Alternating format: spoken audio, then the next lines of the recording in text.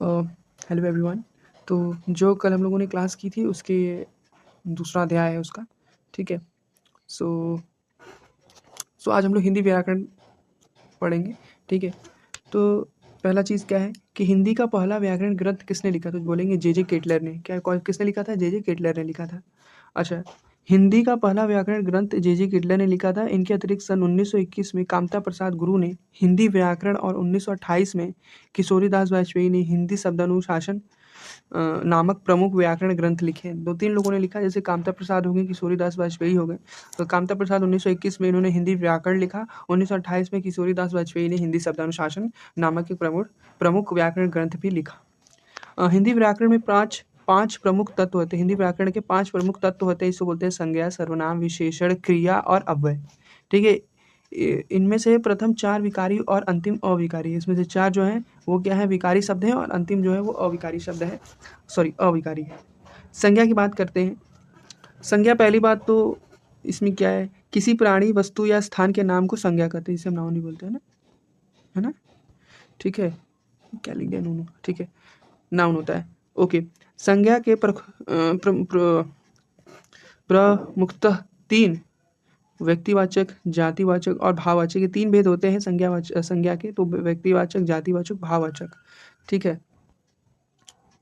तो बोलेगा जब व्यक्ति, स्थान, वस्तु का बोध कराने वाली संज्ञा व्यक्तिवाचक संज्ञा कही जाती है, जैसे राम, आगरा, गोदान, तो ये क्या हो जाती है? व्यक्तिवाचक हो जाती है, ठीक है।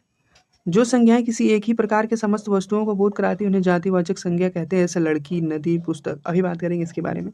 जो संज्ञा किसी भाव का बोध कराती है उसे भाववाचक संज्ञा कहते हैं, जैसे प्रेम, क्रोध, दया, मिठास, तीखा, खट्टा, ये सारी चीज़ें, ठीक है ना। अभी जैसे मैं इसकी बात किया, राम, आगरा, जो जैसे कोई नदी है, नदी किस में आ जाएगी?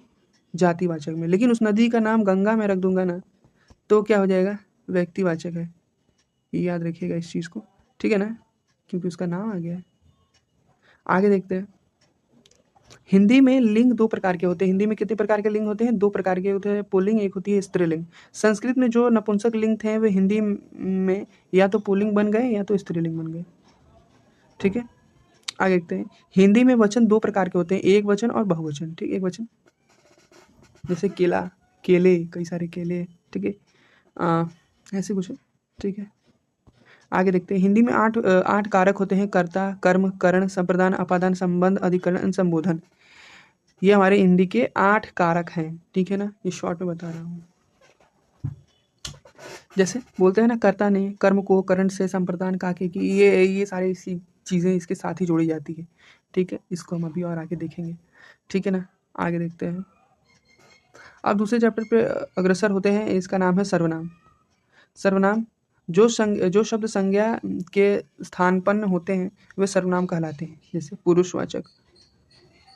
हिंदी में सर्वनाम 6 प्रकार के। हिंदी में कितने प्रकार होते हैं? 6 प्रकार के होते हैं सर्वनाम, जैसे पुरुष, निश्चय, अनिश्चय, संबंध, प्रश्न और निजवाचक। ये कुछ इस प्रकार से हैं, ठीक है। तो उत्तम पुरुष में मैं, हम। मध्यम पुरुष के 3 भेद हैं, ठीक है। पुरुषवाचक के 3 भेद होते हैं, उत्तम पुरुष, मध्यम पुरुष और अन्य पुरुष। अब जैसे मैं अपनी बात करूंगा तो मैं क्या जुड़ूंगा? उत्तम, वो उत्तम में आ जाएगा मैं और हम। मध्यम, जैसे मेरे सामने वाला कोई व्यक्ति है उसके बारे में जब हम प्रयोग करेंगे तो तू, तुम, आप, ये सारी चीज़ें प्रयोग करेंगे। लेकिन अगर हम दोनों मिलकर किसी अन्य पुरुष की बात करते हैं तो वह अन्य में आएगा, उसमें वह और वे की का प्रयोग करेंगे। आगे देखते हैं। निश्चय में अगर कोई निकटवर्ती है, जैसे कि यह, ये, ठीक है, निश्चयवाचक, और इसमें हमारी वो है, मतलब कि उसमें हम कंफर्मेशन दे रहे हैं कि मैं उसी चीज़ को जानता हूँ, तो यह, वे, ये सब चीज़ को हम लोग जोड़ते हैं। दूरवर्ती, यानी कि कोई व्यक्ति हमारे एकदम दूर खड़ा है, जैसे राम, वह व्यक्ति मेरा मित्र है, वह व्यक्ति मेरा मित्र है, तो ये कि निश्चयवाचक में उसको जान रहा हूँ, वो मित्र है मेरा, तो यह, वह का प्रयोग, यानी दूर में है वो। पास में रहता तो यह जोड़ते कि यह किताब मेरी है, यह पुस्तक मेरी है, ये सारी चीज़ें। अनिश्चयवाचक की बात करते हैं। प्राणीबोधक कोई और वस्तुबोधक के लिए कुछ का प्रयोग करते हैं। अगर प्राणी होगा तो उसमें कोई का प्रयोग करेंगे, और कोई वस्तु होगी तो उसमें कुछ का प्रयोग करेंगे, ठीक है ना। आगे देखते हैं। संबंध की बात करते हैं। जो जैसा करेगा सो, ठीक है ना, जो सो का प्रयोग होगा, जो जैसा करेगा वैसा भरेगा, ठीक है, ऐसा वैसा, ठीक है। प्रश्नवाचक में प्राणीबोधक कौन और वस्तुबोधक में क्या लगता है, ठीक है। प्राणीबोधक कौन क्या कर रहा है, कौन राम, क्या खाया, क्या पिया, ठीक है ना, वस्तु में आ जाती है। अब जैसे निजवाचक में हमेशा याद देखिए निज, यानी मेरी बात करें, निज निजी होती है ना एक चीज़ निज, तो उसको भी निज पे हम लोग जोड़ लेते हैं, ठीक है, निज। और निज में क्या आएगा, मैं, सॉरी मैं नहीं आएगा, सॉरी सॉरी सॉरी, आप आएगा, स्वयं आएगा। ये कुछ चीज़ें हैं जो इसमें प्रयोग होंगी, ठीक है। आगे देखते हैं। अब हम आगे बढ़ते हैं, विशेषण पे बढ़ते हैं, ठीक है। संज्ञा या सर्वनाम की विशेषता बताने वाले को विशेषण कहा जाता है। जैसे संज्ञा या सर्वनाम की विशेषता बताने वाले को विशेषण कहे जाते हैं। जिसकी विशेषता बताई जाती है उसे विशेष्य कहते हैं, और जो शब्द विशेषता बताते हैं उसे विशेषण कहते हैं। काला घोड़ा शब्द जो है, ये घोड़ा विशेष्य है, जिसे हम संज्ञा बोलेंगे, और जो काला है उसे विशेषण है, ठीक है ना।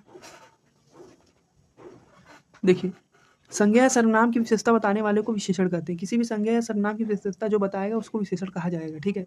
और देखिए इसमें यह विशेषता बताई जाती है, जिसकी विशेषता बताई जाती है तो वो क्या हो जाएगा, जैसे इसमें एग्जाम्पल दिया है काला घोड़ा। काला घोड़ा में जो घोड़ा शब्द है वो क्या है, वो विशेष है, जिसकी हमें विशेषता बता रही है, यानी कि विशेषता क्या है, काला है, ठीक है, तो वो विशेषण हो जाएगा, ठीक है ना। आगे देखते हैं।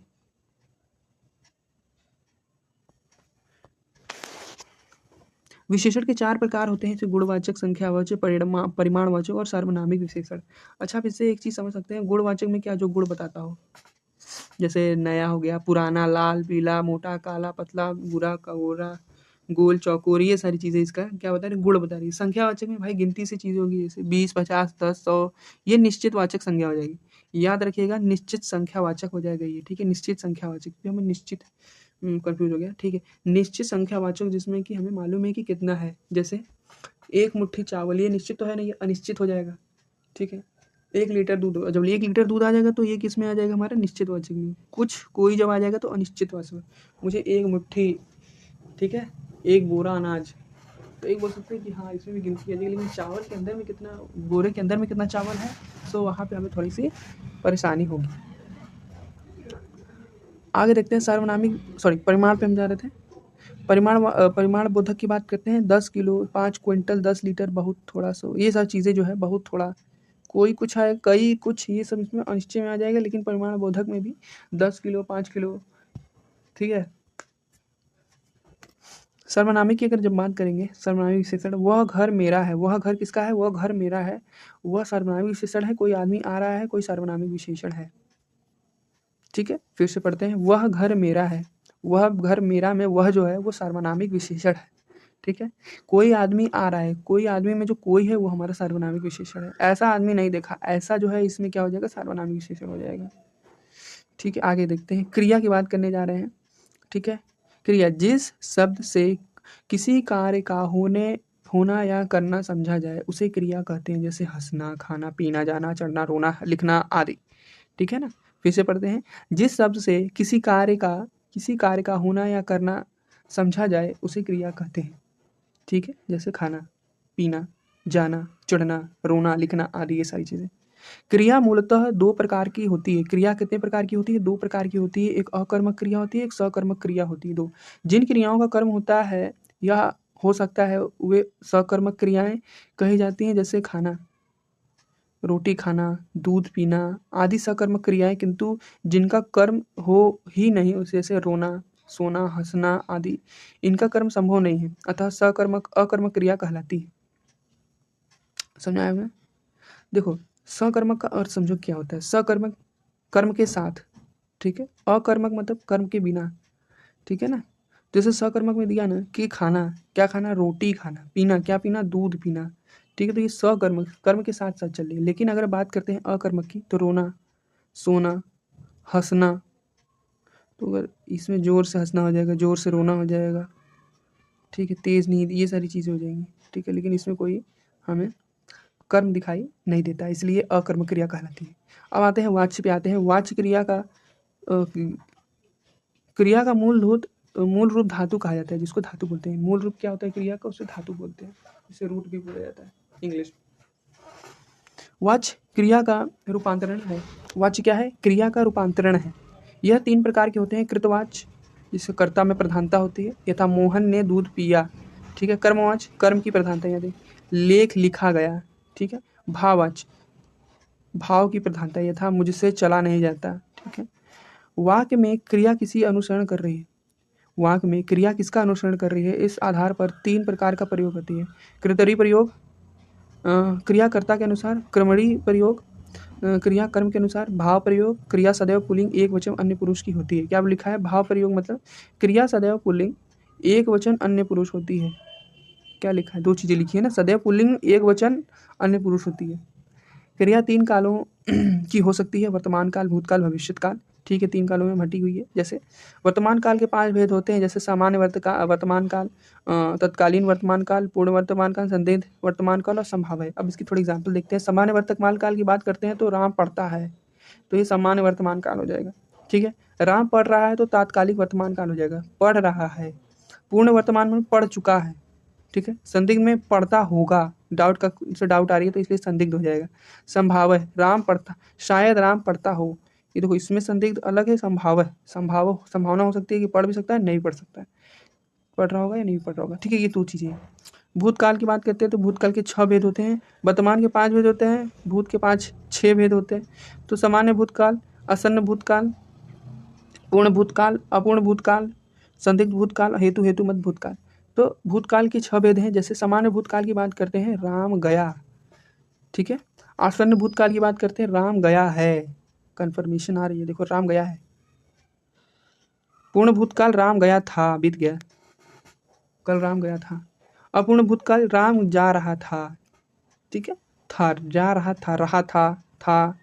संदिग्ध भूतकाल, गया होगा, संदिग्ध, जैसा मैंने इसमें देखा था, इसमें भी संदिग्ध था। हेतु एवं राम जाता। ठीक है, राम जाता है। ये चीज़ें आगे देखते हैं। भविष्यत काल की बात करते हैं तो भविष्यत काल के 3 भेद होते हैं। तो सामान्य भविष्यत काल, संभाव्य भविष्यत काल और हेतु मत भविष्यत काल। ठीक है, समान भविष्यत काल की बात करते हैं, जो राम जाएगा। क्या है? राम जाएगा, राम जाएगा, तो सामान्य भविष्यत काल हो जाएगा। ठीक है, संभाव्य भविष्यत काल की बात करते हैं, संभव है राम जाए, संभव है कि राम जाए। ठीक है, हेतु मतलब इसमें डाउट के भी थोड़ी सी चांसेस है, लेकिन हेतु मत भविष्यत काल, मोहन आए तो राम जाए, मोहन आएगा तब राम जाएगा। ठीक है, यहाँ पे आगे देखते हैं। अब हम अव्यय की बात करेंगे। अव्यय क्या है? ऐसे सब जिन्हें लिंग, वचन, पुरुष, कारक आदि के कारण कोई विकार नहीं आता। ठीक है, उसे अव्यय कहलाते हैं। ठीक है, अव्यय के 4 प्रकार होते हैं, जैसे क्रिया विशेषण, संबंध बोधक, समुच्चय बोधक, विस्मयादि बोधक। 4 प्रकार होते हैं, जैसे क्रिया विशेषण, संबंध बोधक, समुच्चय बोधक, विस्मयादि बोधक। तो क्रिया विशेषण अव्यय 4 प्रकार के होते हैं। ठीक है, क्रिया विशेषण अव्यय 4 प्रकार के होते हैं। ठीक है ना, रीतिवाचक, स्थानवाचक, कालवाचक, परिमाणवाचक। रीतिवाचक ऐसे वैसे, कैसे, धीरे, तेज, अचानक, कदाचित आदि। स्थानवाचक यहाँ वहाँ, भीतर, इधर, उधर। ये जैसे ये वर्ड्स आ जाए ना तो समझ जाना कि इसी से रिलेटेड है। ठीक है, और इस वीडियो को कम से कम 2-3 बार जब देखोगे तो खुद ही समझ में आ जाएगा। क्रिया विशेषण ये 4 प्रकार के होते हैं, रीतिवाचक, स्थानवाचक, कालवाचक, परिमाणवाचक। जैसे रीतिवाचक की बात करते हैं, ऐसे वैसे, कैसे, धीरे, तेज, अचानक, कदाचित आदि। स्थानवाचक की बात करेंगे तो यहाँ वहाँ, भीतर, इधर, उधर, दाएं बाएं। ठीक है, तो स्थान की बात कर रहा है। काल की बात करेगा, आज, कल, कभी, तुरंत, तो ये काल की बात कर रहा है। परिमाणवाचक की बात करते हैं तो बहुत, अत्यंत, जरा, थोड़ा, कुछ, कम, अधिक, ये इसके अंतर्गत आता है। ठीक है, अब हम लोग कुछ प्रश्न लगाते हैं, उसके बाद इस चैप्टर को खत्म करते हैं। जैसे सभी श्रोता यथास्थान बैठे थे, यहाँ पे काला रेखांकित, काला शब्द व्याकरण, काला कहाँ दिया है?